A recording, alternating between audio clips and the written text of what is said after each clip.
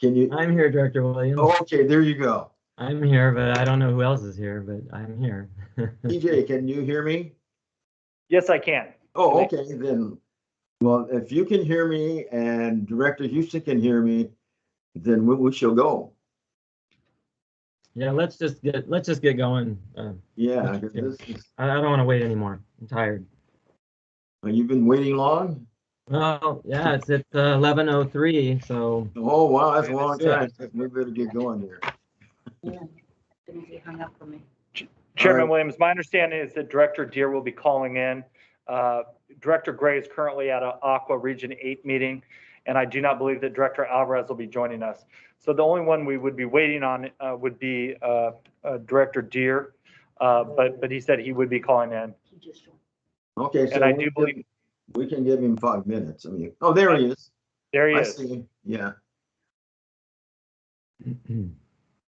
All right, then. I guess we're ready on the right and ready on the left. That's correct. I believe so. Okay, well, let's go to Mr. GM. Yes, I'll begin by calling a roll call. Director Scott Houston. Well, first of all, let me back up a little bit here and thank everybody for coming to the Public Information and Education Committee meeting with the special board. It is now time is now 11:04. We're not too bad, and so we will get started first with the call to order, and we are now in order, and we'll determine a quorum. Please do a roll call, please. Yes, thank you, Mr. Chairman. Director Scott Houston. Here. Chair Harold Williams. Here. Director Desi Alvarez. Director Don Deere. He's calling. Director Gloria Gray. Let the record show that Director Don Deere has joined us. He is calling in, and we do have both members of the committee. Very good. Then we'll move on to public comment. Yes, Mr. Chairman, we have not received any requests for public comment prior to this meeting. Utilizing the Teams format, there is a raise hand feature. If there are any members of the public that would like to speak now during public comment, please raise your hand and we'll be happy to call you.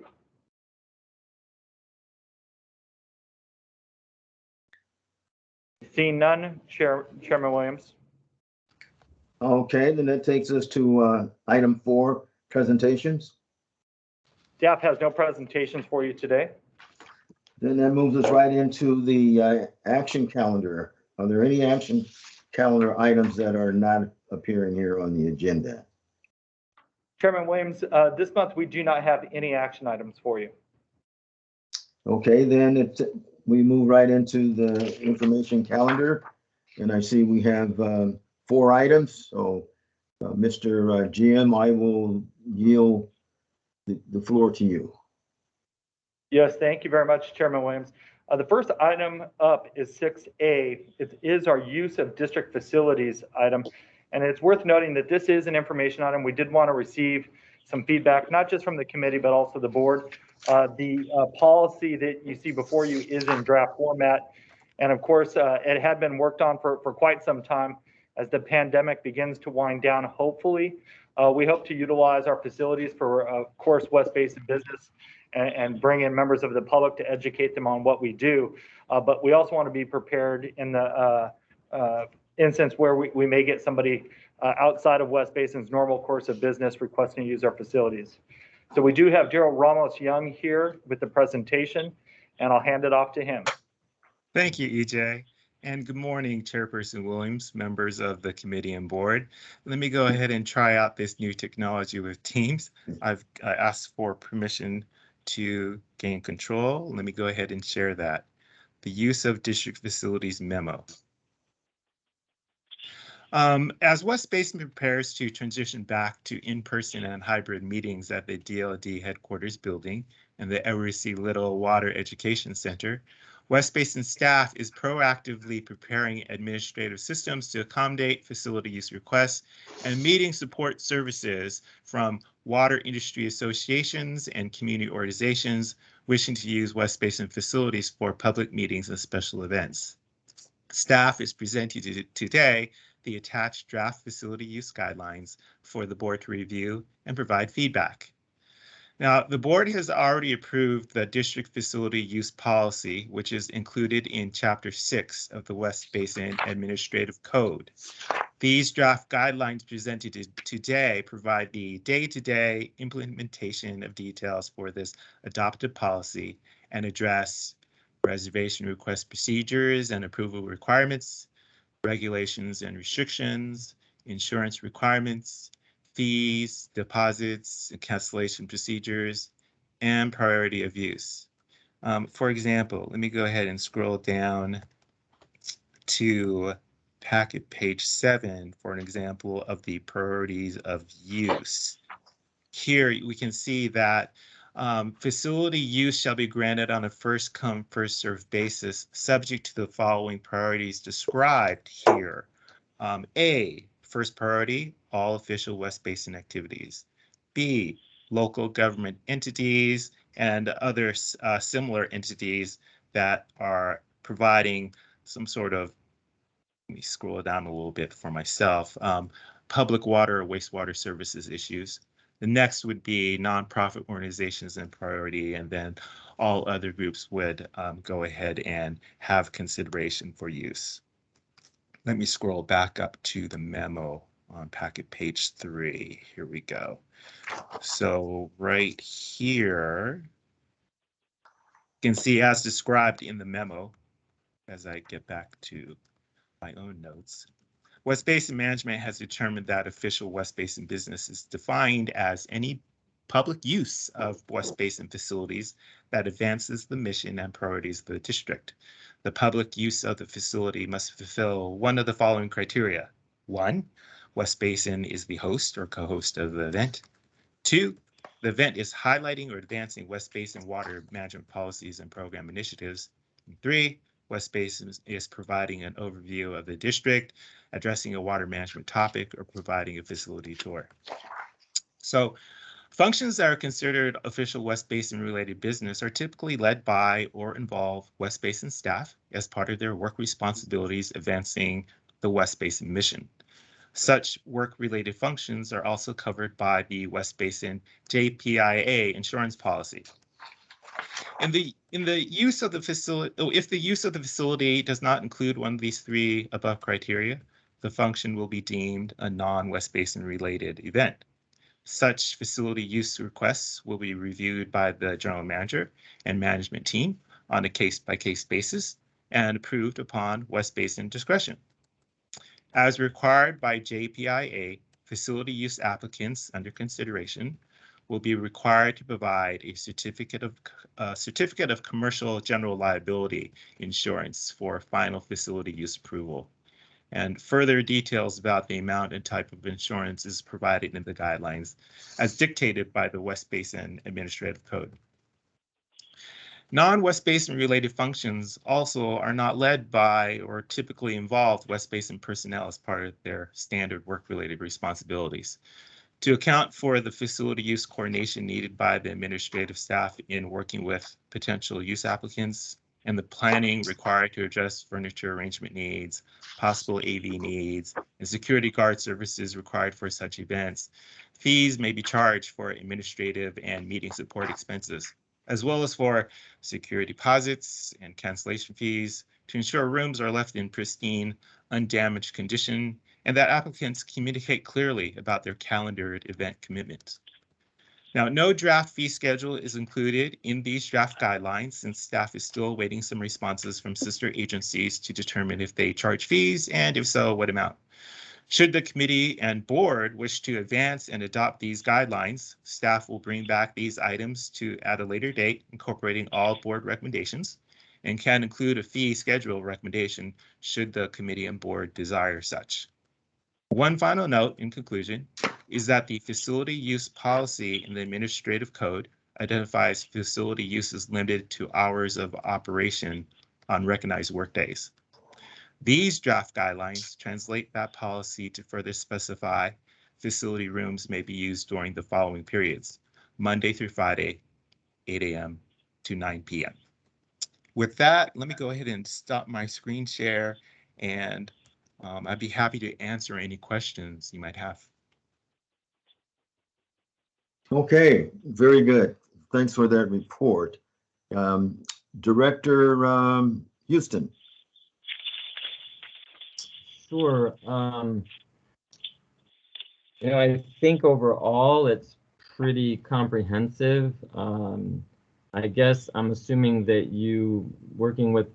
you work with legal counsel too? But this was all put together based on how any organization would have to open its facility because of the insurance requirement and other things.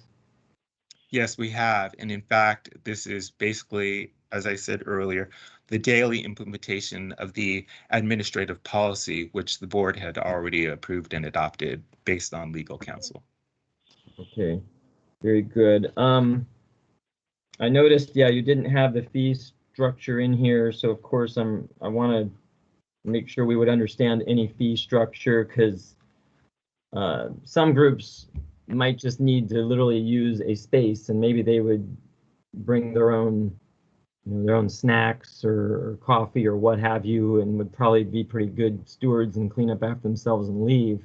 I just don't want it to be really cost prohibitive to organizations that might want to use the space. So I think that if this moves forward, we need to be conscious of that.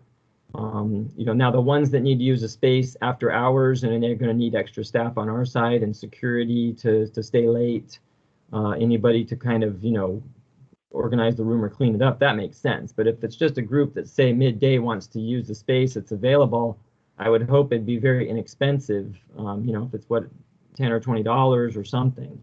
And the other thing too is if a group wants to just use the space, like we've had the Lions Club, for example, or other organizations that just wanted to meet, and it was really not a lot of extra effort on our end. Is it going to? I mean, do they have to show this proof of insurance thing or something like that? Because I'm confused on that part of it. It just seems overly complicated. With the draft guidelines, if it is a West Basin official business, they wouldn't have to provide that type of insurance unless it was deemed some extensive liability. I forget the term as far as liability impact or liability burden taken on by the district itself. Our HR team would go ahead and work with Aqua JPIA to determine if such liability insurance would be required. But if it's a standard West Basin function, basically we are already covered. It's the cause of concern, even for our JPIA, is if it's a non-West Basin related event or function. That's when we need that coverage. And I see that Michelle has gone ahead and turned on her camera so she can elaborate a little bit further. Thank you, Daryl. Yes, Director Houston. Essentially, I work closely with Aqua JPIA, and some of this language comes from a template that I received from them in terms of risk transfer, might have been the term that you were looking for, Daryl. Because again, when you allow individuals to utilize our space and it's not a district, say, sponsored event, then the risk transfer comes upon us if we don't ensure that there's specific language and insurance requirements that are met. And so, as Daryl indicated, if it is something that is West Basin sponsored, and essentially, we would be providing staff to help, facilitate that event and things of that nature, we'd automatically be covered under our current property schedule insurance coverage. However, if it's something, say, for example, that's more elaborate, it's a larger event, say there's an agency that they're not necessarily coming to, promote any of our, or the event itself would not be in, promoting any of our activities within the district, then, and it's strict, and it would require, staffing of security and things of that nature, that's when you're looking more so at, requiring those larger entities to provide insurance. Typically, it's very simple to get that type of insurance coverage, even if you're a smaller outfit. But usually, if it's a larger outfit, they would already have that coverage in place. Okay. So I guess one last thing, because again, what my goal in all of this was not to make it overly complicated for organizations to potentially utilize our space, because we do get those occasional asks, and we are a public agency.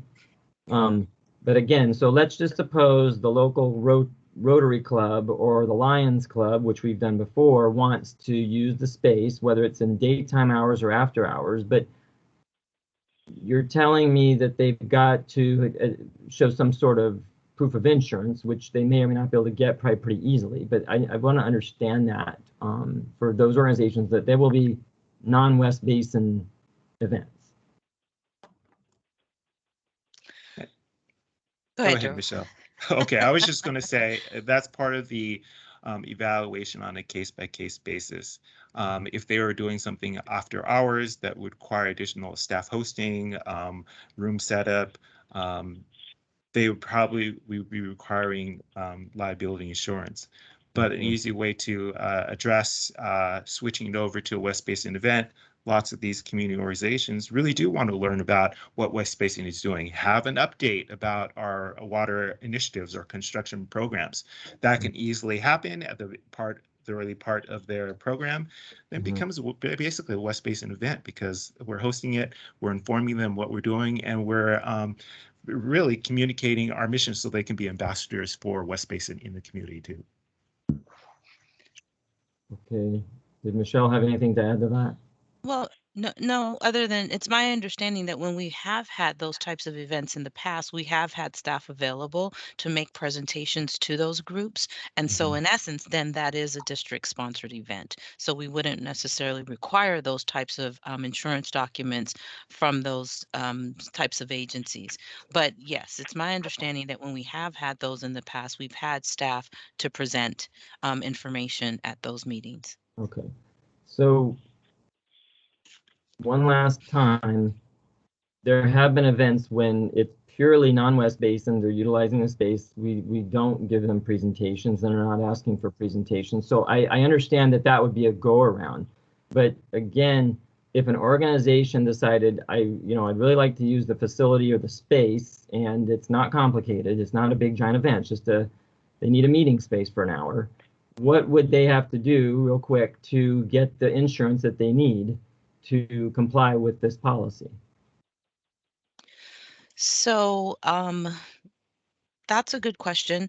I don't know.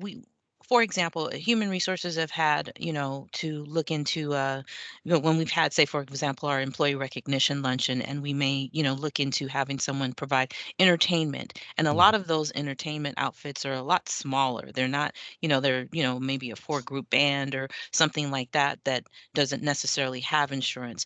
Yeah. It's my understanding that there are websites and there are places that you can go to quickly with a very small, fee request to get that type of insurance coverage. So it is doable. I would, need to get more information on, because I have not, or the district has not been required to actually do that. But I can find out more information as to where they need to go to get that. And again, some of these agencies or groups may already have that coverage, but and can provide it easily to us, because typically what we're looking for is, and the primary issue or the concern, Director Houston, is if in the event someone or any of those organizations come onto our site and someone hurts themselves, then the district is inherently then liable, for, I'm sorry, liable for if someone were to get injured. And so we just want to ensure that proper coverage is, available, so that in essence, we're covered in that way. But I can get in if, for example, we know of an organization that would like to have something on our location. I could easily speak with them and tell them what, avenues to go to get that coverage if needed. Okay. Okay, so I'll just finish with this because I've done events before where, you know, I've rented an event space and and I had to secure some sort of an insurance policy, and I had, you know, they directed me to a website I could do that, and I can't remember how much it was. It was not expensive, but it was, Right. you know, it was also an additional cost relative to even securing the space. So Hmm. so back to this, I think there's two parts. One is if, again, what I'm really trying to look out for is the rare occasion that a community group like a Rotary Club or a Lions Club or whomever wanted to use a space, whether it's during work hours or after hours, they'd have first of all, a reasonable fee that we would potentially ask them to pay, understood, depending on if it's during hours versus after hours, you know, during hours might be what, $10, $20. I mean, people are around, it's not a big deal, but after hours, the security has to stay later. Maybe it's a little more complicated for some cleanup or setup, right? So I think on the fee schedule, it needs to be really judicious to these organizations should they want to use it. I don't think people are going to be lining up at our door to use it, but we want to have this option. And then secondarily is, I think we do need to know, we want to make sure we're in compliance on the insurance side, yes, so that everyone's covered. But hopefully that's a really easy thing for any organization to do. And of course, they have to take into account their own costs when they look at that. Because obviously they might say, okay, forget it, I'll go somewhere else, you know. At the end of the day, there's lots of organizations that just need space to meet, whether it's the library, it's a school campus, it's, you know, we are the water district, and we have on occasion hosted folks that were non-West Basin related. And I don't think we've gone through the rigmarole that we're now talking, quite frankly. So I'm not sure how that worked for compliance, but either way, we're gonna get this to move forward. So I think that's my only feedback at this point, Mr. Chair. You know, I don't know if this needs to be looked at a hair more before it goes forward, but those are my main questions. I just want to make this as easy for organizations to potentially look at the space as one option, both the Ed C. Little and the Donald L. Deere building. So thank you. Okay, thank you. I've been involved with organizations looking for space. We always are. We don't have any money to rent anything, so we're looking for a free space. And some of the organizations like Lions Club and the Kiwanis, they recognize that we have to have liability insurance a lot of times. So if it's a Lions Club event or a Kiwanis event or even Rotary, I think they have insurance available for the local groups to get and handle that for renting space from a public agency. Now, I'm looking at that. We would not be, we're not on the market to rent to anyone outside of our service area. That first thing has to be, they have to be in our service area for us to consider renting to them. Now, I'm sure if an agency outside of our service area would want to rent our facilities, they probably have all of the things in place to be able to do that, because we probably would not be the only organization that they would be looking to for that free space, because it's essentially that's what they're looking for. I think Director Deere, you've done a lot of this, being a member of all the organizations, local organizations that you belong to. What are your comments? Well, basically, we've used facilities like West Basin. I don't know who we would contact. Normally, we contact the general manager to get the facility. As far as the organizations, yes, most organizations do carry liability insurance when they have for their activities. That's true. Okay, anyone else? Well, I guess no one else is out there except for we're the only ones. So I think this is just an informational thing. You just want to give us information and get some advice from us. Yes, and by the administrative code, we can bring back a recommended fee structure. The fee structure, if the committee and board decide to advance a fee structure, that is what needs to be approved as stated in the administrative code. But I strongly believe that we should only be doing this for organizations that are in our service area. And I know that my service area is pretty large, just like the rest of us. But I know that I've been the Palos Verdes Library is a place where you can go and get space. And I know I tried a couple of times for when I was a area director for Lions, and it was very easy. But you still have to have the liability insurance because but they had no other restrictions other than you being a legit outfit, and you pay or you show proof of liability insurance.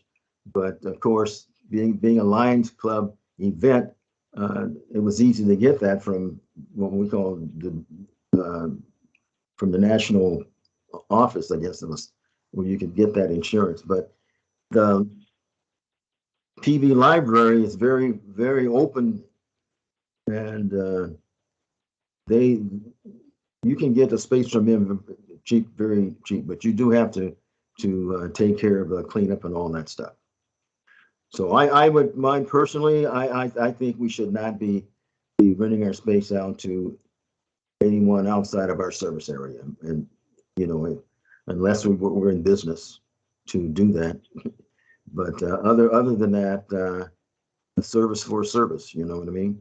So that's all I have for now, and I look forward to bringing back a fee schedule that is very reasonable for us nonprofit organizations who have the similar mission of service to the community. Yeah, this is Board Member Houston, if I could real quick. Mr. Chair, yes. can you hear me? Yes. Yeah. No, I would totally echo what you said, Mr. Chair, because same here in El Segundo, the library organizations can use some of the meeting rooms. I think it's as inexpensive as $10. I don't know if that's current right now, but a couple of years ago that was. But as you said, a lot of organizations look for space, and a lot of times the local libraries are good places to get it if you can, because there's a lot of competition. So I just think it's one more location that we could offer. I'd like to see a fee schedule come back that is reasonable from the staff, especially for those nonprofits that in certain circumstances, they will be probably asking very little, just have a room to meet, and they'll clean up after themselves. But understanding too, for the ones that want something more complex and there's some staff time, especially after hours, you guys will have to do some calculations. So we have some sort of scale, and then people will get that up front and they'll decide if they want to utilize that or not. But when you come back, if you could do that, but also, give us just a rundown on the insurance, how it works for, let's say, an organization that just didn't have it. I do know there's a lot of them already have it built into their memberships. But what's the other avenue, and how much would it cost them, typically to do that? So with that, I think we are getting ready to move some things forward on this. So thank you. I just want to add something. The city of Carson is big on renting space to local organizations. As you can see, their community center is pretty large, and it's pretty nice. But they always, you can get a space there, but of course you have to pony up a little bit to take care of the security and to make sure the place is returned in a good condition. So, but then I think Carson should be looked at while they do things there. Okay, with that, this is no action required here. This is, did you get enough to continue your work? Yes, thank you for your feedback, directors. We look forward to circling back around and bring back that fee structure. All righty, very good. Thank you much. Okay, next Yes, thank you, Chairman Williams. The next item that we have for you is item 6B. It's our communications update, our monthly update. And for this presentation, we do have our manager of communications, Amy Rocha, here for the presentation. Thanks, EJ. Good morning, directors, Director Houston, Chair Williams, and Director Deere. I am going to present, thank you for the administrative team for helping me navigate through this slide. I'm just presenting our highlights from the prior month, so January, as well as pointing out a few things that have been happening since this presentation was submitted, and including a look ahead of some of our items. So I am, yes, as we're here on the slide packet page 12, I'm actually going to skip ahead to packet page 13. So for January, we issued 2 press releases, one about the Water is Life contest. It's open for submissions. Submissions are due March 18th. We have a lot of information available on our website. We share it on social media, and I believe the directors have received their information as well, so we can spread the word and encourage submissions. And yeah, I know Janelle will have some updates for us soon, but we've been getting a lot of requests for art contest lessons. She's been out at schools providing that, so we're getting a good response already. We also issued a press release announcing the new board positions that were elected. And then moving along to packet page 14, just some of the media coverage as a result of various announcements or pickup of our stories. You could see a couple stories on desalination, including Surfrider's take on the matter, as well as an easy reader letter to the editor from Manhattan Beach Mayor Mark Burton. We also had coverage of our rain barrel events, as well as some financial coverage, which we don't often get, noting our Moody's rating. So these are included in our packets. That's the attachment B, and you can take a look at that when you have a moment. I did also want to make note of a couple of media opportunities we just had. One was in relation to the launch of the Grass Replacement Plus program and also our service area wide grass replacement rebate. Spectrum One cable TV, which covers the whole service area and actually beyond. We did an interview with a resident from Hawthorne who's actually taking on a project right now. They wanted a real hands-on feel. And then I also had a chance to talk with the reporter about the incentives and why we need to, save water and look at actions like replacing our grass. So that is expected to run maybe in the next week. I know she mentioned some Super Bowl coverage, obviously front and center in our service area. So we'll keep the board and staff posted on that. Also, we've been in communication with an LA Times reporter who's reporting on the Hyperion incident. They've been talking about the implications for West Basin. We've seen that article in the past about impacts to our recycled water program. And so either, I believe this week, the story should come out. So again, we'll send that through when that posts. And then moving along to packet page 15, just want to showcase some of the city newsletters, through our outreach, our call downs, our emails, our, programmatic e-blasts about what, our launches. We've gotten some nice coverage from our cities. So starting at left, we've got El Segundo last month that promoted our rain barrel events. South Bay Environmental Services Center always features us, and they highlighted the rain barrel as well. Redondo Beach showcase our grass replacement as well as our Super Cali frugalistic artwork, and then the Carson report for March, April, May showcase our Water is Life contest as well as Super Cali artwork. So we continue to work and reach out and provide resources and updates to our cities so that they can showcase information like this in their various platforms.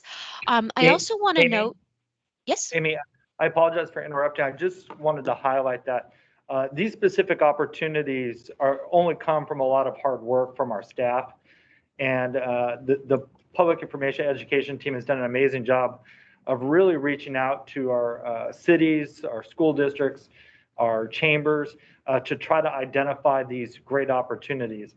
And you're really starting to see, I think, the momentum that's building from that activity. So I want to give credit to Amy and the entire public information and education team it's a lot of work, and it does take a lot of relationship building, but you can see the fruits of that labor almost immediately. So great job. Thank you, EJ.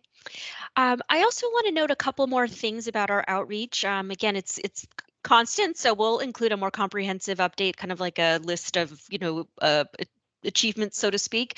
But we also, as a result of our outreach, have secured a council presentation to the City of Rancho Palos Verdes. That's we're looking at April 5th. In addition to, I believe we already reported on the Hermosa Beach presentation on March 8th. And then also the Redondo Beach Senior and Family Services Center responded and offered us the opportunity to present they have a virtual presentation series for seniors and families. And so on March 21st, we'll be presenting a water use efficiency type of presentation that kind of is angled at seniors looking, on a fixed income, as well as things that they can do as a family and with their grandchildren, gardening and whatnot, to kind of save water and money. So that was a nice opportunity that came out. And then we also did a e-blast to our chambers of commerce. So we promoted things relative to businesses. So our commercial rebates for grass replacement, as well as our Cash for Kitchens program, and also made an offer to speak at any chamber upcoming meeting that they have. So, we have a roster of our memberships. And so there were 19 successful deliveries, one that bounced back that we need to follow up on. Only 4 opens. And so we're going to follow up to make sure that they know that information's there. But again, they're hearing from us. They're seeing our information. This was just, reported a couple of days after we sent out that email. So there may be more opens to follow. But again, just wanted to report on that at the moment since that just happened. And then let's see, moving along. I'm going to go ahead and skip ahead to packet page 17. The PI team has been working really hard on our 75th anniversary. I do want to acknowledge Janelle Onkayan because she's taken on this role of district historian in Dave Scholl's absence. And so it's really come into play both from an educational perspective as well as our anniversary. And so we launched, and I know the correspondence has gone out, but we had some social media, website, visuals, as well as a summary of kind of what we're trying to achieve this year with highlighting different history and factoids throughout the year. So that's just page 17, just a snapshot of what we did to date.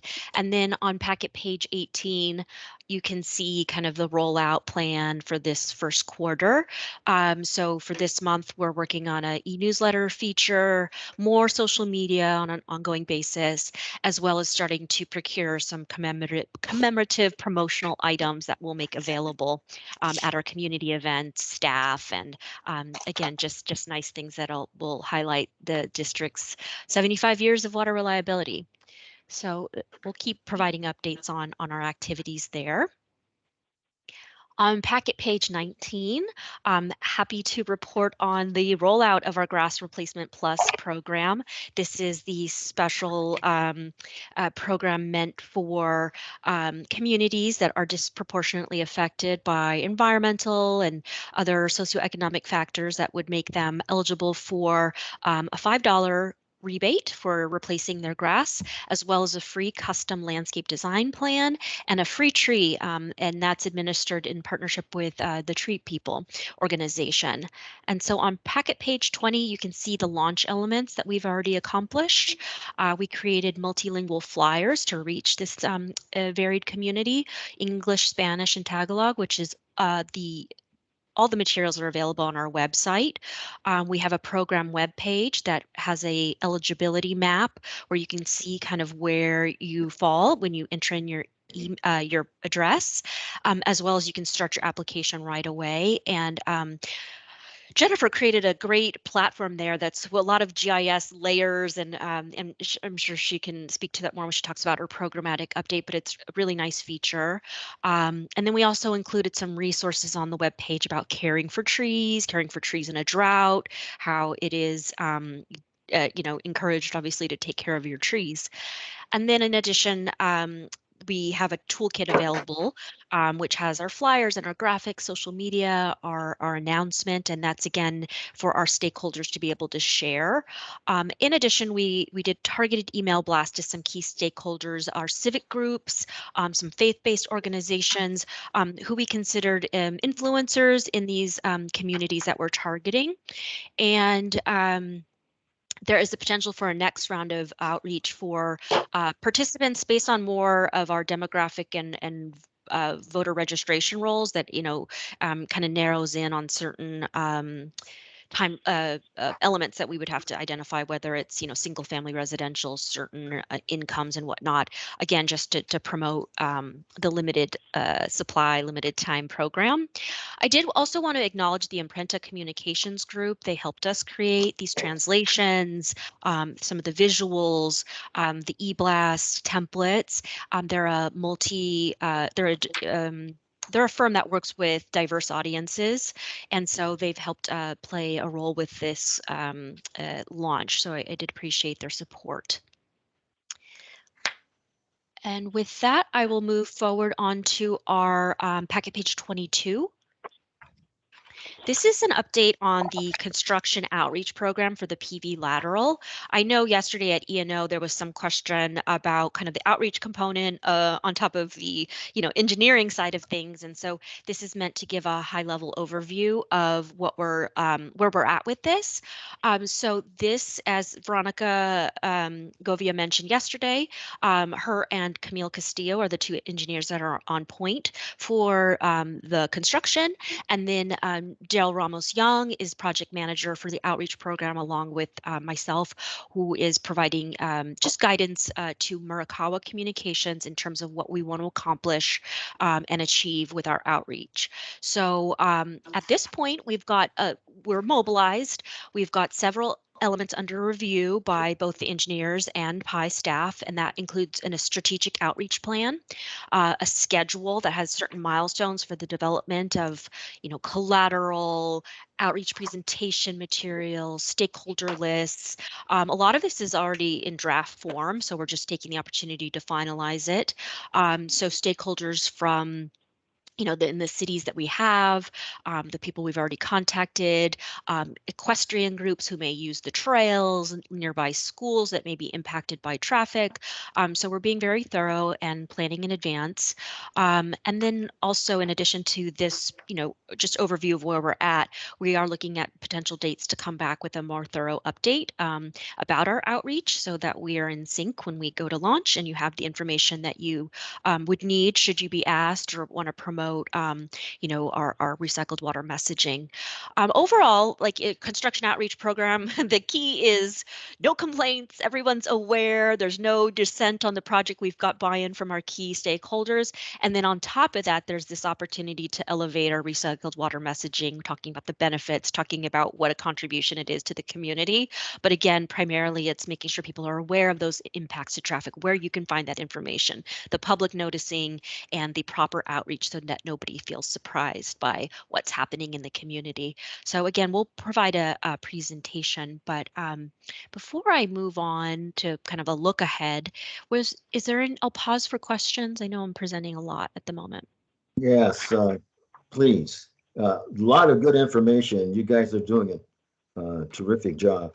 Director Houston, comments? Sure, just a couple things.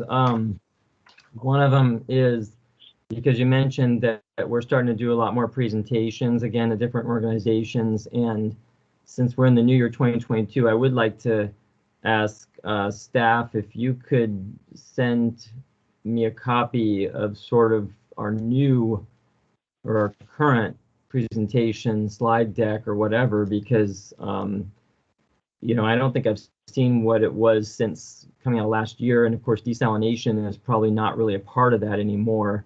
But I think it would be good for us to see, because what is the current messaging, especially right now in the midst of this major drought, looking at the future of some of the other areas we might be moving toward. So I would like to see what we're promoting currently, as well as I think the whole board should see that, so we can understand what the new messaging is at this point. The next thing I And wanted to ask, Director? yeah, go ahead. Oh, if I may just address that directly, because Sure. I do have an update there. I'm Mhm. glad you asked that. It's excellent timing. We have been working on some revised talking points in light of some of the changes. And then also, EJ just had an excellent opportunity to present to the Met board. And so we had made some updates and revisions as well, kind of incorporating some talking points about groundwater, and those elements as we've, kind of started the new year. And so we have that, and that will definitely be updated and shared with the board. And so I think it's just a matter of pulling it together in the next week or so. So just give me a moment just so we can make sure all the talking points align as well. I know there's some desalination talking points under review still. And so it is on our list, and we will definitely follow up with the board. Okay. And Director ahead. Houston, Yeah. I was going to point out that the presentation that I provided to the Metropolitan Water District Board does provide an excellent overview of West Basin Municipal Water District. But you'll notice, and I did send it out to the board, there were some key new slides, which include kind of a history of West Basin Municipal Water District, the 75th anniversary. Again, the change as far as strategy with the Urban Water Management Plan. So there's a bit more of a focus on groundwater, as Amy just mentioned. But I'll send you the complete deck, because I had to pare that back a little bit in order to fit the 10-minute time frame that they were hoping for, because we do address other issues, including ocean water desalination. So I'll send that out to the board. But really, that's staff did an amazing job of putting that thing together to really tell the whole story about everything that we're doing. So we'll get that out. And I guess I should add one last point. You'll also notice in there the approach from West Basin Municipal Water District in embracing the one water concept. And that really is kind of an opportunity for us to focus in on all of the partnerships that West Basin Municipal Water District has as far as meeting our mission. So we'll send that back out. You'll notice there are talking points within the notes section within that PowerPoint.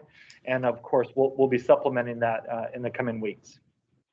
Okay, very good. And I did see that, and I looked through it, and I saw your presentation also at that meeting. And so good, if you would send maybe the whole slide deck, just so we have it, and so noted the fact that that's what I was getting at. Now we're talking about the one water concept. We're talking about some other things. We probably don't have as much talk about the desalination avenue because we're not going that way. So I would just like to see what we're looking at this point for talking points and the slide messaging. And then, of course, knowing that you guys always tailor it to the audience, because I understand that Metropolitan was kind of all the above, everything. It was scientific and it was the outreach and rebates. So obviously we tweak these per organization. So anyways, again, I'm looking forward to seeing kind of what we've come up with our new talking points and where we're heading based on coming out of 2021. I have two more quick questions. One is the grass replacement plus program. Now, when we get reporting from you all as people participate in that, is that going to be reported separate than our normal grass replacement program? Is there going to be a distinction for how those two programs are being taken advantage of in community? Well, I will either defer. I see. Thank you, Jennifer. I'll defer to Jennifer. Yes, definitely. So as of now, it's included in the summary table, and I was actually going to mention that today during my update. I'm keeping it all together. If there is a preference to keep it to separate it, I assume that the square footage is, totaling up with both of the applications that are going through the regular grass replacement rebate and the grass replacement plus. The actual square footage of grass that's being removed in our district is included all together in that summary table. Potentially in the future, if there's a separate table that is preferred to be in the grass replacement plus section, that definitely could happen. And I just didn't want to confuse the numbers. So all of it is included in the summary table per division, and in theirs, it reported all together. However, Jennifer, it's really important to note that the Grass Replacement Plus program also includes additional features, including design assistance as well as trees from tree people. So we will be able to track the participants in the Grass Replacement Plus program, as well as on a side note, tracking all of the grass that's replaced in the West Basin service area.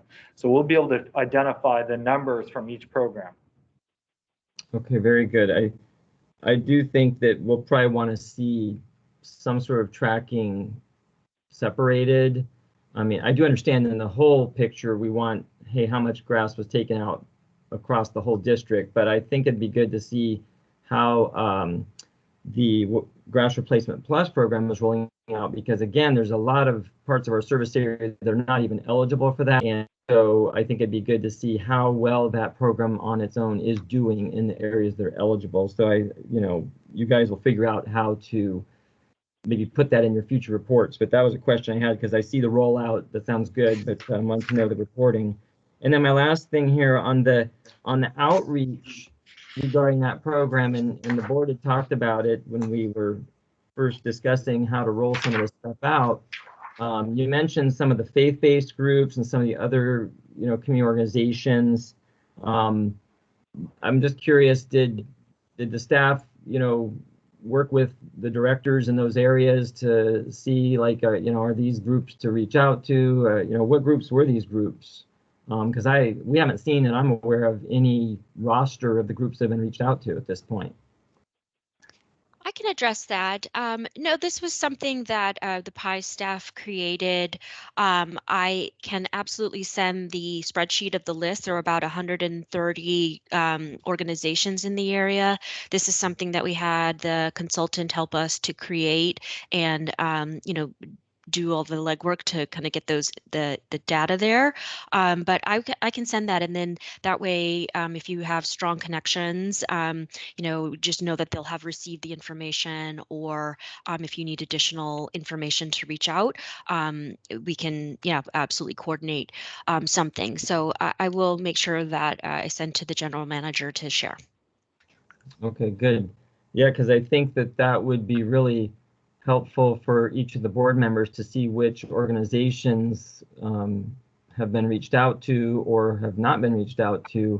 And we have a couple of directors who are not even here today. So I think on the backside at this point, it would be good for us to each review the list and see if there are groups that we can help outreach to, or give you guys a little extra support, if you will. Okay, Thank you. So at this point, that's all I have, Mr. Chair. Thank you. All right, thank you. You brought up some good things there, and I have been working with the GM on the updating of our talking points for a while. So that has always been in the works, and we're looking forward to, as you can tell, that we want to see those, and we want to see them fairly soon. Now, I'm not going to repeat what Director Houston has said. He's had some very fine points, but what I want to say is that printed material is very, very important. And to send out printed material that you cannot read is not a good idea. So even if you have to put fewer lines on the page, you should do that in order to not sacrifice clarity. Because when I see these beautiful slides you have, and we can't read them because the text is so small. Example, page 17 of the, take a look at that. Oh, Yeah, I mean, why print this? it's meant, I understand your point. Yeah, you want it more visible. Okay, well, thank you. Okay, then if you go to, I'm not criticizing the material, of course, but it's just the way it's displayed. It's not good. People will talk about us and not in good terms. Like, again, like on this construction awareness outreach. If the graphic looks like this, there's too much on it, and you need to reduce what's on it so that the important information pops out. Because I think when people want to know, how am I going to be affected by this? Then if you go to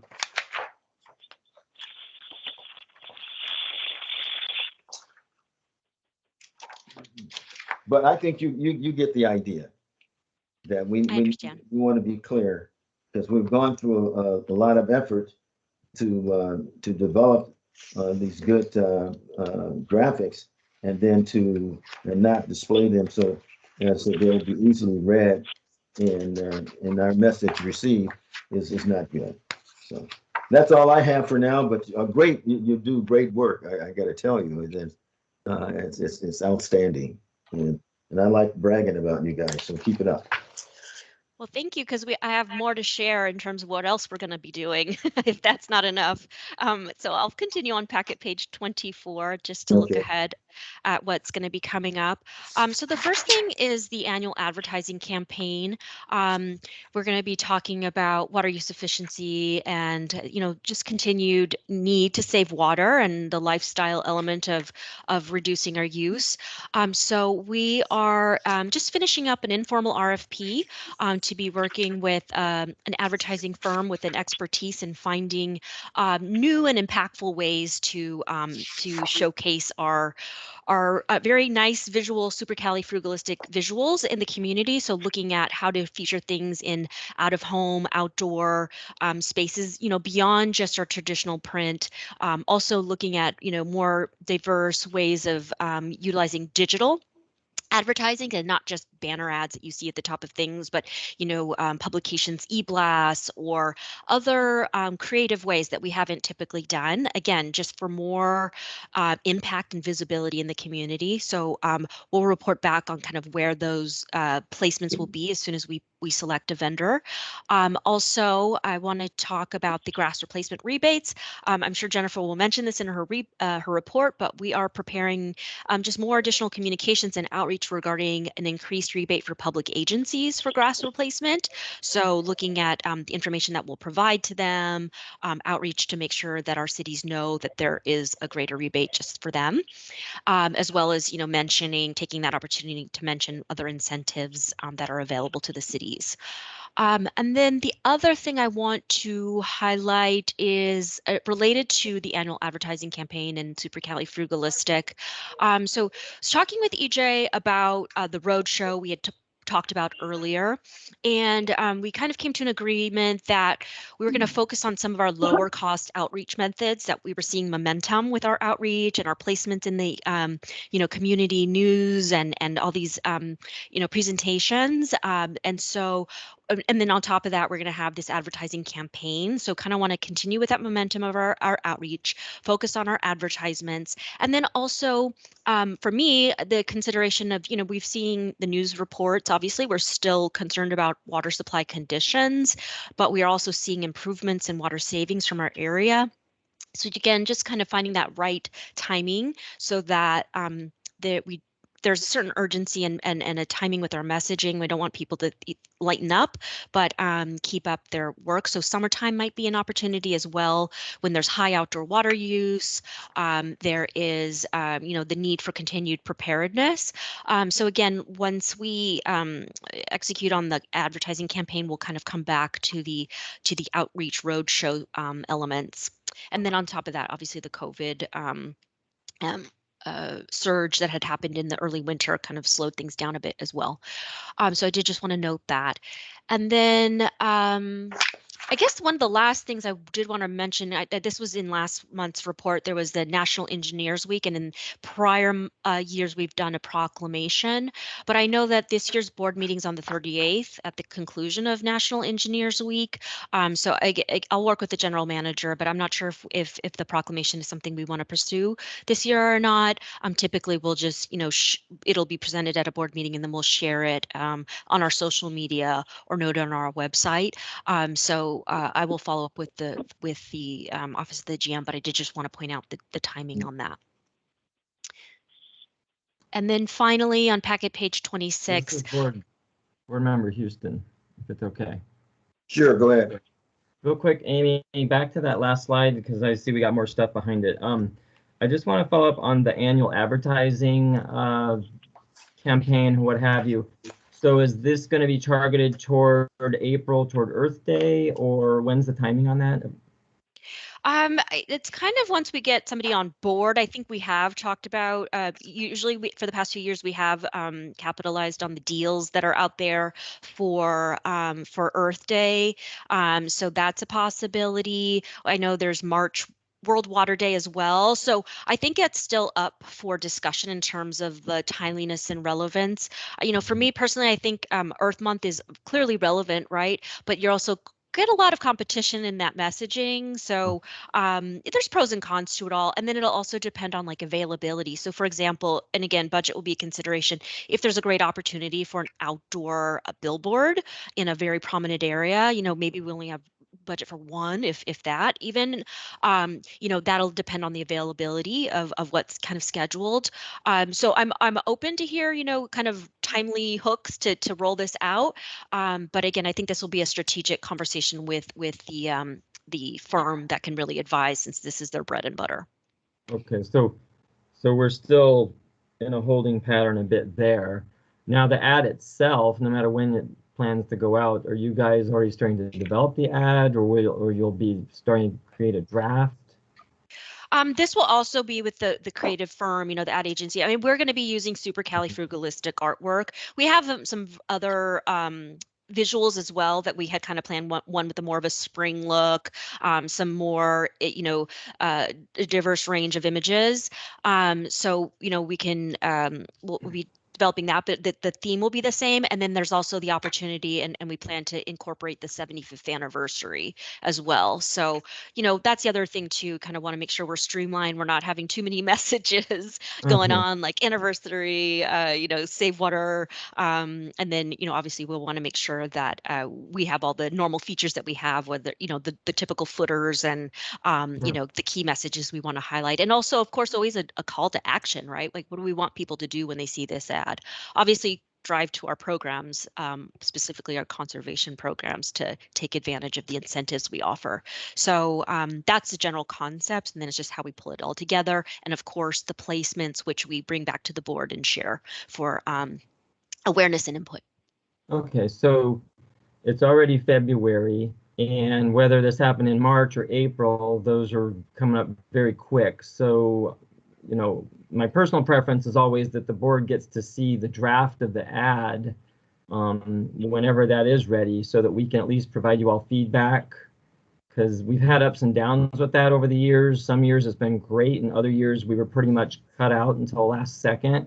So I think I'm just putting it out there now that the board should be able to see what you guys are proposing as quick as possible, so we can decide if it works or not, because we've had some constructive feedback in the past too. And then the other thing is, and I understand if a consultant's going to help guide where placement might be, but I will say, when it comes to Division 4, as you know, it's probably the most far-flung, and it has the most, divergent and diverse communities, and they have multiple types of media outlets, and every year the list seems to always be tweaked and outlets fall off, and I have to ask to put them back on. So I do want to see the roster as we get closer to what you all are proposing, to make sure that the publications that are current are still included. Yes, we'll do that. We'll also talk about the budget as well, because when we do add on publications, it's usually, a cost consideration as well. And so I think what the approach we're taking as well is just making sure we have the best return on investment, the most impactful, whether it's circulation, readership, again, trying to have more high profile placements and different style of placements. Again, not traditional print publications. So we'll bring back the ad, the publications list. Can I just interrupt really quick? Mm-hmm. And then this is all I really have to say, because, at the same time, community newspapers are very important, and most of them are really small businesses, and they're struggling to stay alive. And again, I think when we look at this budget, let's not look at it like, are all divisions equal financially with what they're getting expenditures on, because it is not going to be equal. Division 1, 2, 3, 4, and 5, some of them only have 1 or 2, maybe 3 local outlets that cover their communities, right? But versus in Division 4, there's multiple cities, and some have one publication and some have 2 or 3. But at the end of the day, most of them, again, are small businesses. So I have to say personally, I am going to fight really hard that I think that throwing an ad into a local paper once a year is important. And so I'm just going to say this to the general manager right now, that when that budget comes through, I think it's really important that these local outlets that are already struggling are on that roster. And then on top of it, you can think about the digital stuff. But we're losing our community newspapers. And so whether it's in El Segundo or Hawthorne or Inglewood, Lawndale, or up in, Topanga Canyon, if we're going to go through the effort of doing some advertising, I think we can afford to make sure that they get some attention and put an ad in their paper. So that's what I definitely would like to ask, is that I want to see the roster of publications that you guys are proposing. Noted. Thank you very much. Thank you.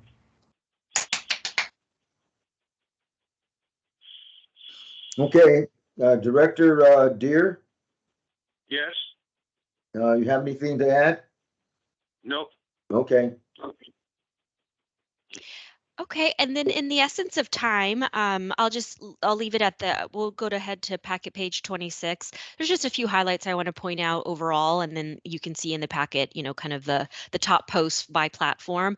But I did just want to note, we, again, with the engagement with our cities, we're seeing more social media interaction. So you can see at left, the city of Carson shared our Super Califrugalistic post. The city of Rancho Palos Verdes shared our Change and Save program, our kits that we have to offer. Met GM Adele Haja Khalil shared our rain barrel event, participation. City of El Segundo shared about our rain barrels, and then Hermosa Beach also shared about our rain barrels, as well as Manhattan Beach. So again, this is in our effort to give them the creative, showcase what we're doing, and so I'm glad to see kind of the cities dispersing our message. And with that, I will conclude my report. And if there's any further comment or questions or ideas, happy to hear them out. Thank you. Thank you. Okay, move on to the next item.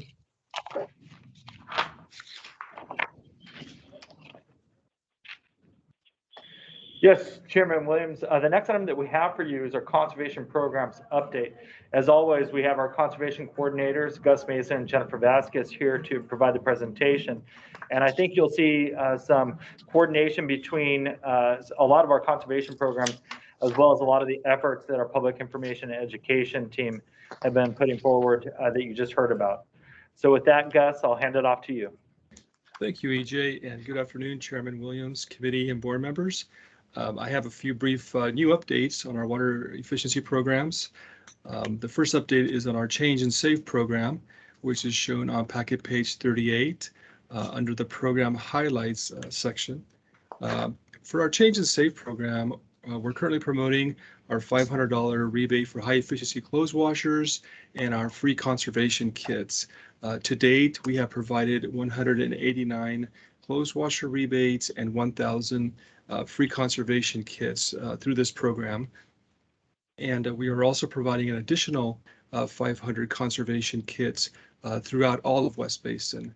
And so far, we've distributed 180 kits at various outreach events. Director Williams, per your request at the last committee meeting, you had mentioned to look into the Carson Farmers Market, and the South Bay Environmental Services Center did that, and they received approval to be at the next Farmers Market, which will be next Thursday, February 17th, from 9 a.m. to 3 p.m.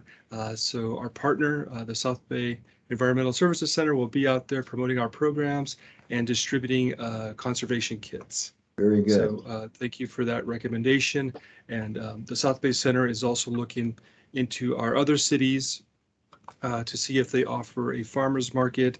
That seems to be a great place to provide information to our communities about our programs.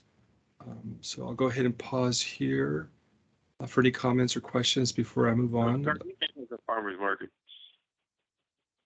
I'm sorry? Gardena has a farmers market.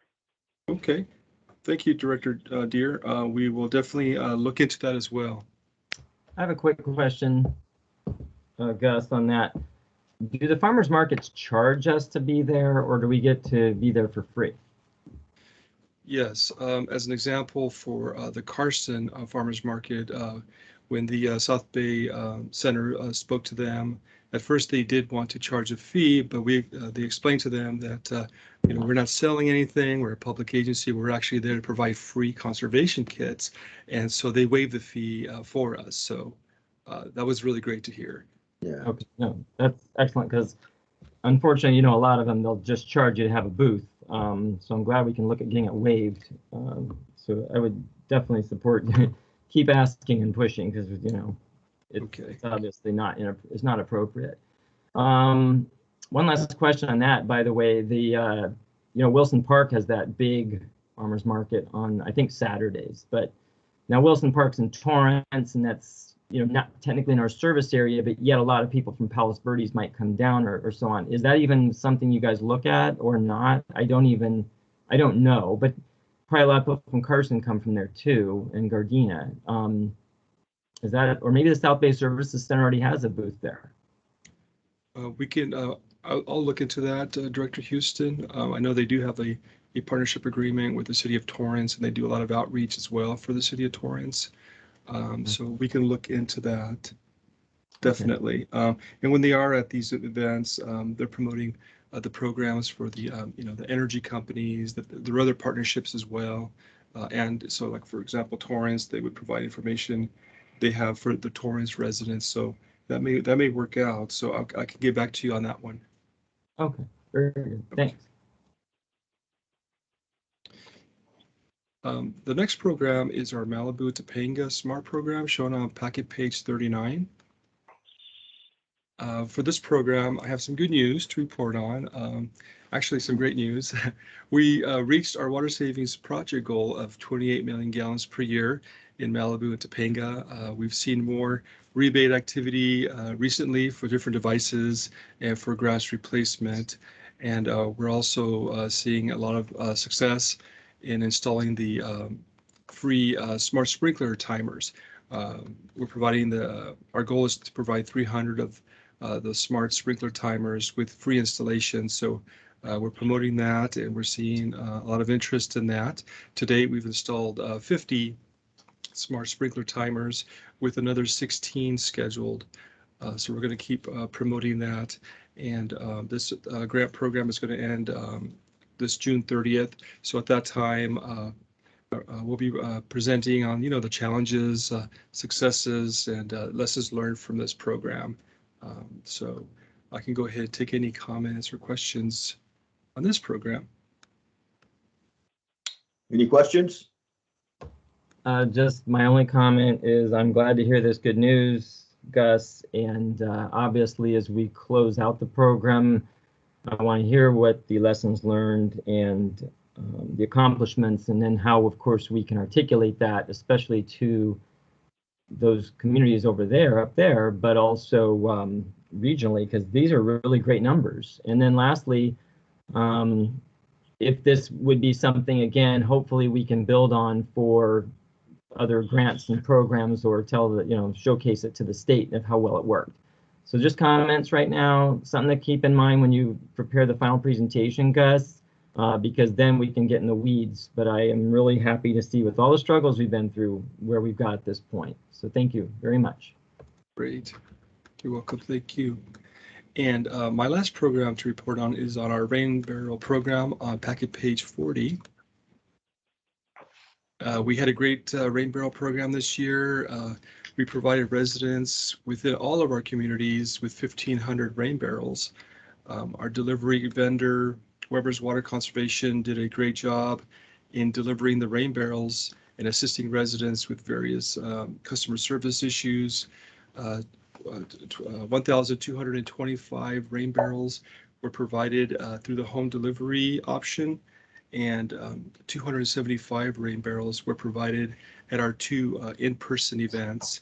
145 rain barrels were provided on January 29th at ECL, and 130 rain barrels were provided here last Saturday at our Donald L. Deere building here. And we did see lots of interest and participation in the free delivery program. Overall, this hybrid program was very successful. And I also want to thank staff for volunteering at our in-person events. We had about 4 to 5 West Basin staff members attend on those 2 Saturdays, so I do want to thank them again. And we had 2 people from the South Bay Center assisting us with registrations at those 2 in-person events as well. I know Director Houston, you attended. We had signage around the event. People wore their masks, felt very safe, and I think they went very smoothly. And that is my my update before I turn this over to Jennifer Vasquez. Are there any questions or comments? Very good. Any questions?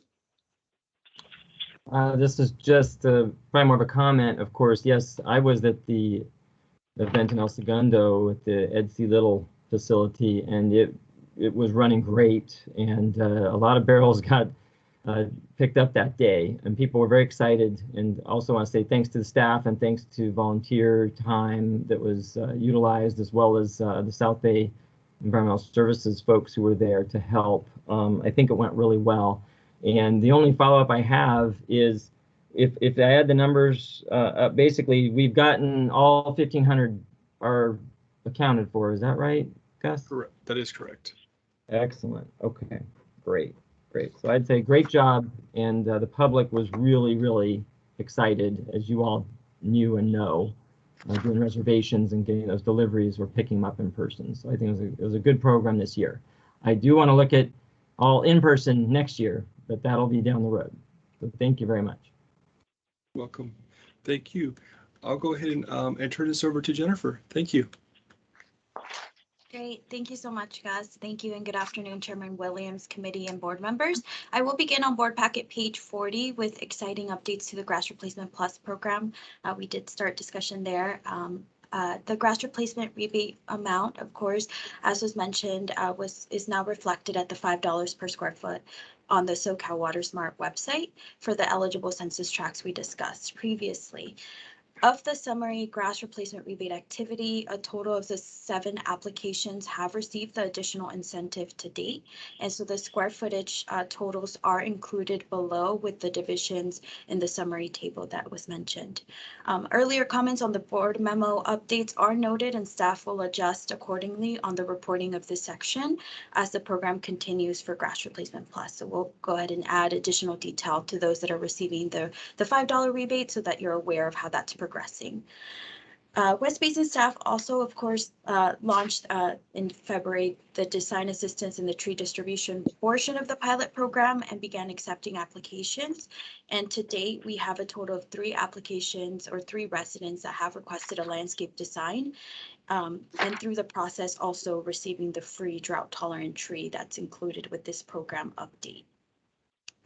Tree People, our partner with this program, will begin providing a design consultation. That's the first step after their application has been received. And essentially, they will assist the resident in the rebate application process to secure the grass replacement funding, the $5 rebate that we mentioned.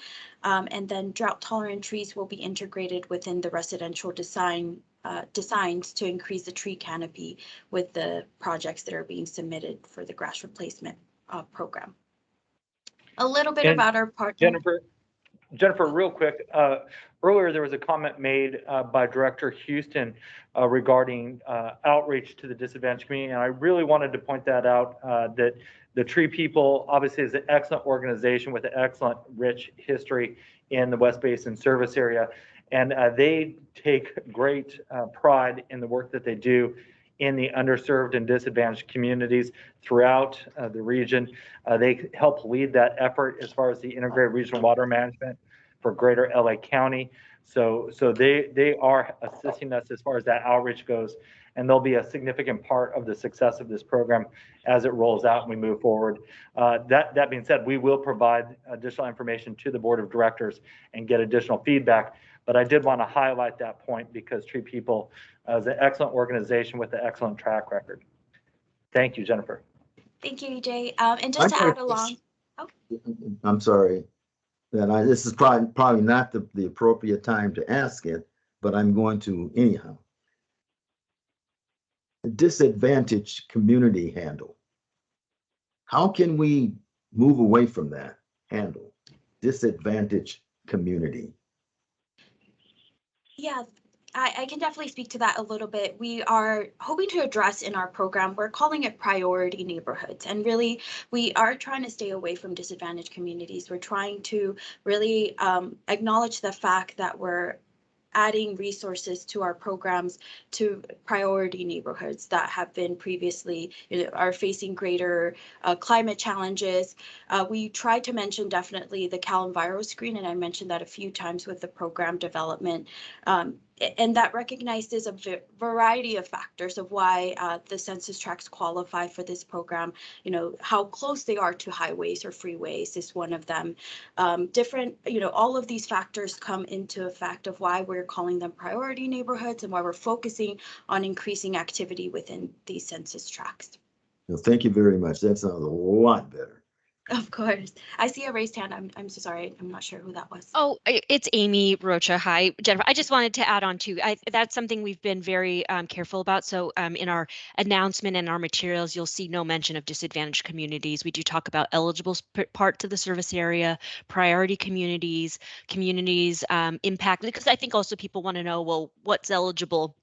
So we talk about not so much even the Enviro screen, that's a little bit technical. So we just talk about in terms of communities disproportionately affected by environmental factors, certain socioeconomic factors. Again, just to allude to the fact that there's certain qualifications, and then again, driving people to the website to see if they qualify. But in none of our materials do we use the word disadvantaged communities. We recognize there's just maybe that's not the most accurate phrasing to use. So thank you. All right, thank you. Thank you, Amy. And I was starting to add along also to what EJ was mentioning about Tree People. I did have additional details about our partnership and the great connection that we have for the program. We are currently working with their urban forestry team, whose focus includes restoring ecosystems, planting trees, and incorporating nature-based solutions to urban streets and coastal communities. The urban forestry program empowers environmentally stressed communities with the support, education, and tools they need to create green neighborhoods and become resilient in the face of climate impacts. They were selected for this program as they focus on community stresses, working towards environmental and social justice among environmentally stressed communities, which is a shared focus of our Grass Replacement Plus program. So that kind of adds along to our conversation that we just had about, how to identify in the community. They were a perfect fit, and they provided that additional assistance that we were looking for in this program. So adding that along to EJ's comments as well of the great partnership that we have with Tree People. And that gets me along to the next program, which is grass replacement, the rebate section on board packet page 41. Staff has included the rebate application table on this same page, which begins again on July 1st until now. A total of 7 new applications were processed for the grass replacement rebate on the SoCal WaterSmart website in the month of January. And to date, a total of 63,114 square feet were processed in rebate applications, which is reflected on that next page. And also right below the application table, we always include the Metropolitan report that follows the rebate and the regional devices and turf replacement specifically that are being processed through the Metropolitan website overall. So I can take a brief pause since I will be moving on to Cash for Kitchens for the next quick update to address any additional questions regarding grass replacement. Any questions? I have a real quick question. You mentioned a couple times today information about how people can maintain trees during the drought, and I think I heard it somewhere on our website, if I was not mistaken. Yes, that's correct. That's included in our Grass Replacement Plus website page. That was added with the launch, and in the resource section, which is, I believe, closer to the bottom of the website, is where we have resources that Tree People were kind enough to share with us, of course, as our partner with this program, that address a lot of those tips that, are being sought after just overall for not just this program, but for cities across the board that are trying to maintain their trees during this time. So those work, across the board for anyone that is interested in that topic on how to maintain trees during this time. Okay, great. I'm very interested in that topic and how we should share it. So what I would like would be I think we should probably create some sort of a graphic or a flyer that we can just put out on our own that gives people these tips. And we can even credit tree people if you like. But, it obviously goes beyond just the folks who are in that particular program. So I think that would be good if you guys could get something to me and to us that we could share. And of course, now with much more harder water restrictions on folks, I think that's going to be a bigger challenge as we hit the summer. So that's what I would like to have a copy of. Thank you. Great, wonderful. I'll begin to work with Pi to definitely start brainstorming how to incorporate that information that we already have that was shared by True People, as you mentioned, and incorporate it into a West Basin focused campaign. Or collateral piece. I'll check in with them to confirm on what they would like to do. Okay, thank you. Any additional questions regarding grass replacement before I move on? No, that's it. If not, okay, perfect. I'll go ahead and move on to Cash for Kitchens, which is on page 43. Additional survey opportunities were identified through the outreach process and conducted this past month. For this fiscal year, just total as an update to this portion, there has been a total of 42 water efficiency surveys conducted across the service area, reaching the grand total that you are seeing on the board packet here of 181, a total of 181 water efficiency surveys for this program. And staff is prepared to address additional survey activity, which is including, the distribution of devices and rebate information. We hope to close this grant-led program strongly in the next few months with increased activity now that we're seeing this sector allow additional water efficiency surveys. As you remember, we were limited to enter some of these commercial kitchens, and that is definitely changing now. So we're trying to take advantage of this additional activity that we can assist with through our water efficiency surveys and distribution of our pre-rinse spray valves and flow restrictors that are being given through this program. And lastly, for the Ocean Friendly Garden section, beginning at the top of board packet page 63 or 43, excuse me, we have increased, as you know, the increased grass replacement rebate funding for public agencies is set to go live at the end of this month. West Basin staff is being proactive in identifying additional public agency sites that are interested in taking advantage by offering the West Basin design assistance services that are included within this Ocean Friendly Garden program. We currently, as mentioned before, have Swayzer Landscapes under contract. They not only are able to do maintenance services, but also offer design assistance. And I have mentioned in the past that we began to work with the city of Lawndale. Adjustments were completed in design for one of their projects. And they're looking to convert a median to climate appropriate landscape. We did receive an update this week, just now, that their proposed plan was approved. And so the design that we created through this program was approved by their interim city manager. And, we'll continue providing assistance to get them applied for the rebate and take advantage of the additional funding for public agencies. Additionally, design assistance was also requested for potential sites at the California State University Dominguez Hills and also Carson City Hall.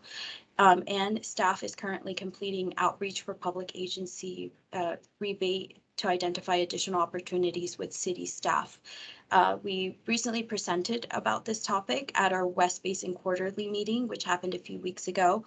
And also we're actively calling and communicating with city staff in the next few weeks to prepare for the launch of this additional incentive amount. I did receive just today, for example, a communication from the Culver City Unified School District. We'll try to see what their interest is, for example, if they are looking at a design assistance or if they're looking at a potential site for grass removal to address their needs as well. And that really is my last update. I am happy to take any questions that you may have regarding my programs. Thank you. Director Houston. Sure, really good updates and a couple real fast questions for you. So one is this median project in Lawndale, and you called it a climate appropriate landscape. What exactly does that mean? Yeah, I tend to use climate appropriate, drought tolerant. For the most part, both of those terms are accepted. I like to consider it a climate appropriate landscape, drought tolerant landscape, just as a different term that has been utilized by water agencies throughout as they're talking about options for replacement. And so, yeah, but it kind of goes along with the drought tolerant landscape term. Okay, perfect. No, that's good. And I'm glad that they reached out and are working with us. So at some point, as it comes to fruition, I think it'd be great if you guys could show us updates along the way, or pictures, or the drawings and so on. So we do know what's happening over there and how that might translate to the other cities, of course. And now this funding for public agencies, is it already available or it's going to become available? It will become available as Metropolitan staff shared at the end of this month. So I'm calling it March, beginning of March, just to be safe that SoCal WaterSmart has it directly available on their website because addendums were submitted by our team so that Metropolitan staff is aware of our additional funding that will be placed for public agencies. So I would just, they say the end of the month. And so we can just pretty much plan for a March 1st, hopefully to have that reflected on the SoCal WaterSmart website. Got it. Okay. And so I'm sure you'll be reaching out, as you already stated, I think, what city manager offices, public works, probably directors, school superintendents, and I've let the general manager know, I think in the past, that the city of El Segundo, one of the council members expressed an interest at the library. The timing is actually perfect that this is coming down the pipe. So please put that on your list to follow up with them as it comes out, if that might be a possibility. Most definitely. Thank you. Yeah, we will definitely follow up on that. Perfect. Thank you. I have a couple of questions here concerning the trees, the drought tolerant trees that are being considered in the grass replacement program. What trees are these? You don't have to tell me now, but you give me a list offline of what those trees are. And the other thing is that some folks have asked me whether or not they will get any points for artificial turf. Yeah, I can definitely address both of those questions. So for the first question, we will forward you a list. One comment that I had, tree people, initially, I created a list of, a limited amount of trees because we were going to be selecting, keeping it reasonable, but tree people actually did offer additional options, and they did make a note to tell me that, for the most part, small, medium, or large trees are welcomed in areas depending on how much space the resident has. We will definitely forward you the full list that is being offered to our residents, and it basically, of course, lists all of the drought tolerant trees, the size, how tall the tree will ultimately get, and that information is presented to the residents so that they can make a proper selection, and also tree people helps incorporate it into their design to make sure that they have enough space for that tree. So we will definitely share that list with you. And your second question was regarding artificial turf, and that is not accepted with the grass replacement rebate. Unfortunately, Metropolitan does not allow artificial turf to be included with the plans, the designs. However, I have seen residents get pretty creative where they apply for the areas that they're removing turf and having drought tolerant landscape put in. However, they exclude, whether it's a portion of that is going to be artificial turf, that is not given a rebate. However, they include it just as they're doing their re-landscaping process. But they do have to understand that artificial turf, unfortunately, is not accepted in the grass replacement. Yeah, Metropolitan has stayed pretty strong with that since a few years ago. I want to say at least 4 years ago, they kept that rule for artificial turf to not be eligible. Okay, thank you. Of course. I have a quick question, Mr. Chair, following up, because I think those are great questions, but one of the other things is that have we been really tracking, or do we get any feedback from folks who have taken advantage of the program in our service area? I mean, in the last historic drought, I think we did do some of that. But what communication do we have with anybody in the service area who has utilized the program? So we have some communication. I wouldn't say too much. We are actively seeking before and after photos of their spaces. And so we have access to the SoCal Water Smart system, the kind of the back end of that, where it shows us, when people were paid. They submit after photos as part of their application process. And there has been times that I reach out to them to basically receive permission to utilize their before and after photos. Sometimes we get responses as far as, and I also try to include a question of, what do you enjoy most about your new landscape through the process. Sometimes I don't receive an email back, unfortunately. And then sometimes we have received a few times responses from residents that are very happy. I think the last one that always sticks out to me is one that was mentioning like the butterflies and the bees that are now attracted to their space based on their new landscape. So we actively try to reach out as much as possible. We definitely continue those efforts, and it's also beneficial for us to have on our website to show examples of landscapes. So we can definitely continue that effort. We're able to see, as I mentioned, when they were completed and follow up on that. Okay. I think that's something that we really should focus on again, because we had done that in the last drought, and we had some good participation from folks here and there, or we got presentations in these types of meetings or at the board meeting to showcase what's been happening in some of the divisions. So I know you got a lot on your plate, but I think that should be something we could think about, especially as the winter months end. And it's going to be summer, and this program is going to be more important than ever for people to push and take advantage of. So maybe we can start thinking about getting some people in the queue per each division that are willing to have their before and after pictures showcased, both to the board but also to our public as a whole, and it'll help with your promotional outreach. So I just would put that out there for you guys to consider that. Great, thank you. Great comments, and yeah, we'll definitely follow up. And I think I definitely enjoy hearing the stories of residents. Grass Replacement Plus is kind of an opportunity to do that, as we're catching residents right at the start of their project, kind of following them along and helping them through the process. So we'll get really good content there. But just overall for the grass replacement program, it's always good to hear what their experience was with the SoCal Water Smart system, how they enjoyed, whether they constructed the garden themselves or hired someone. So definitely noted, and I think that's always great content to have on our site. Great, thank you. Thank you. Okay, any more questions? Director Deere? No, just say that it sounds like our staff is really on the ball. Very impressive presentations today. Very good. Thank you. All righty, thank you. Was that it, staff, to next item? Yes. Item D? Correct, Chairman Deere.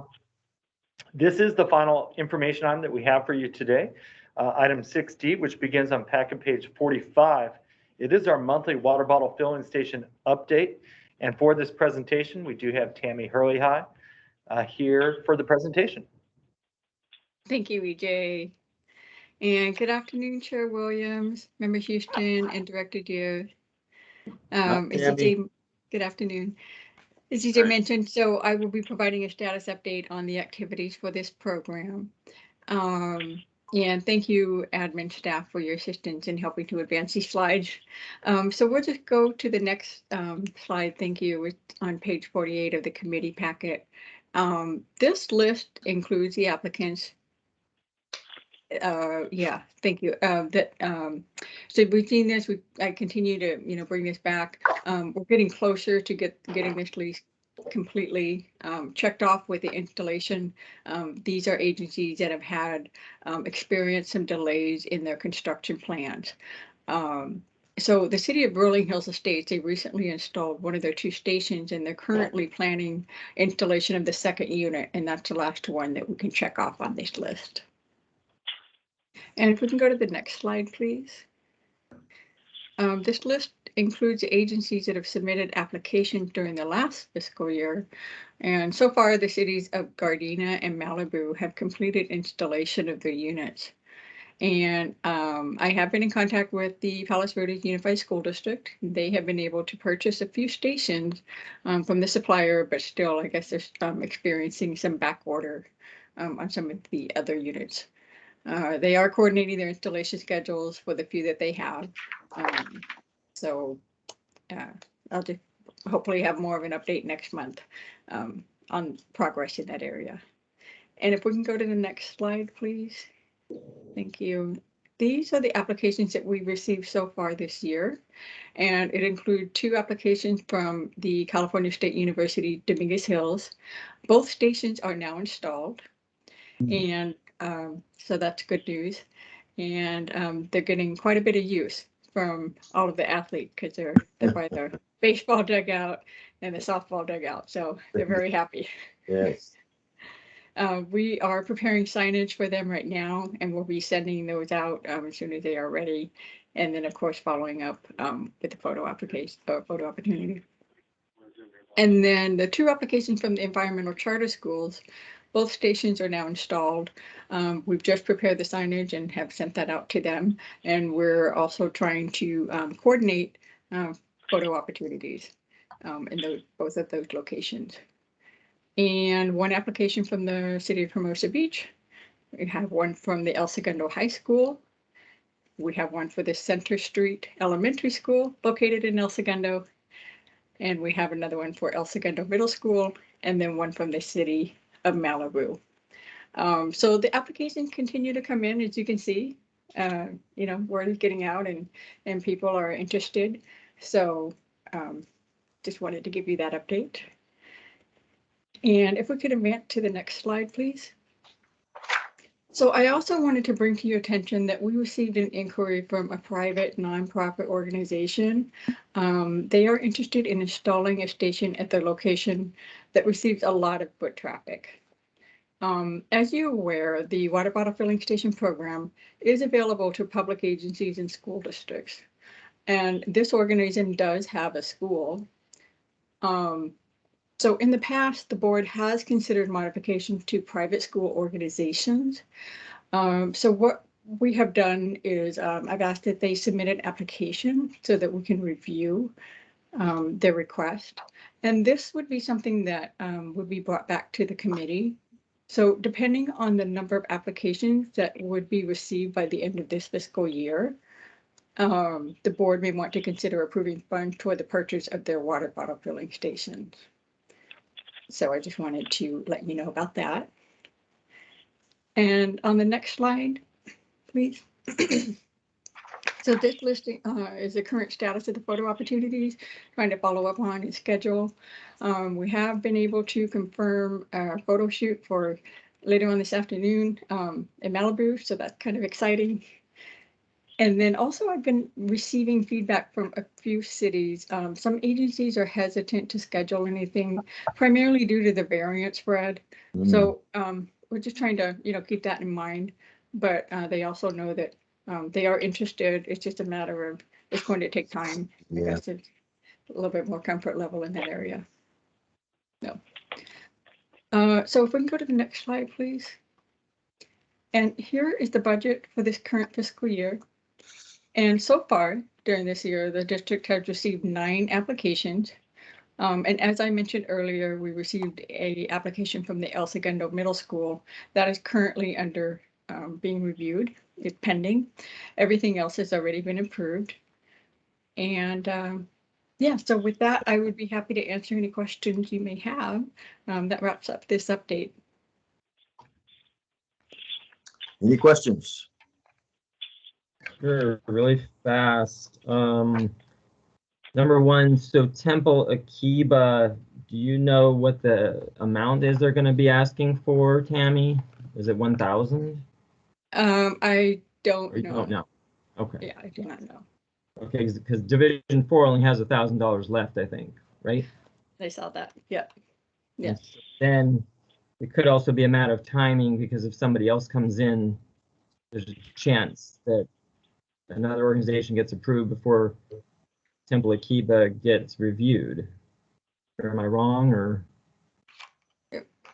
Well, I guess ideally, we'd like to have this program open to agencies that are eligible as the program is designed. So we want to, keep it open for that. So if we have room at the end of the fiscal year, so let's say June, if we have when we get to the month of June and we see that there's still, available funding and another service area maybe consider to go to a different division. Well, first of all, yeah, we'd have to consider approving the application, Sure. because it goes outside of the normal, the way it was designed. So that's kind of what we're thinking of, if that might work out okay. Got it. Okay, yeah, you're right. And I forgot that we could potentially move funds from another one if there's leftover. Yeah. Okay, good. And then the only other thing is, I think on the pending photos, we still have the City of El Segundo, Campus El Segundo. Not listed on there, but we have that. They've installed it, I believe. Correct. And Director Houston, I did reach out to them. They are a little hesitant to schedule something right away. So we've just agreed I will check back with them in the coming weeks. Yeah. You know what I'd like? Well, let's keep it on the pending list. Oh, so we don't okay. forget. I think Sure. that's an outdoor one too, right? Correct. I think it's outdoors, so I guess they're Yes. still hesitant, which is pretty amazing, but okay. And then lastly, we're still working with the schools at some point to try and go to one or two that have already been installed as well, right? Exactly. Yep. Okay, well, Yes. why don't we put those on the pending? Because I just don't want to lose track of these. And they're stacking Sure. up. And Yeah. I know how difficult it is to work with some of these groups, but once we get it coordinated, it's really simple. So let's just keep it on the list so it doesn't get lost. All right. No problem. Thank Great. you. Thank you. All right. Any questions more? If not, we'll move on to the next item. Mr. General Manager. Yes, Chairman Williams, we do not have any closed session items today. Very good. Then that takes us to item number 8, director's comments. Hearing none. Chairman Williams, Yes. if you don't mind, I wanted to add something just before adjournment. So I don't know if you want to conclude the director's comments or future agenda items, but I did have something to add. I have heard nothing requesting a request from the directors. Well, I'll just add one thing before we go. So I think, some great presentations, of course, and we actually added more to your plate, understood, but I know the staff's capable of doing that. For what it's worth, this new format today, I can hear things a lot better. I can see things much better versus yesterday, but at the same time, I can only see certain people when the camera goes on or off. So I've never seen the general manager hardly the whole time during these conversations, but it was a lot more clear today. So that's the only input I can give on the format. Thank you. Very good. Anyone else? That's it. Then we will adjourn until March. Chairman Williams, Yes. the only comment I wanted to add was simply, it has come to my attention that we do have a very special birthday today. Our very own President Don Deere was born on this day. And so I did want to wish him a very happy birthday. Someone told me he wasn't having any more birthdays. Well, happy birthday. Thank you very much. I appreciate your kind thoughts. I have had 82 birthdays now, which is a lot. Wow. Happy birthday. Are you considered a water buffalo now? I guess I am. I'm some kind of a buffalo. Well, happy birthday. Yes, Thank happy you very birthday. I'm right behind you. All right, and with that, we shall adjourn. Thank you, everybody. Thank you very much, Chairman Williams, members of the committee and board, staff, guests.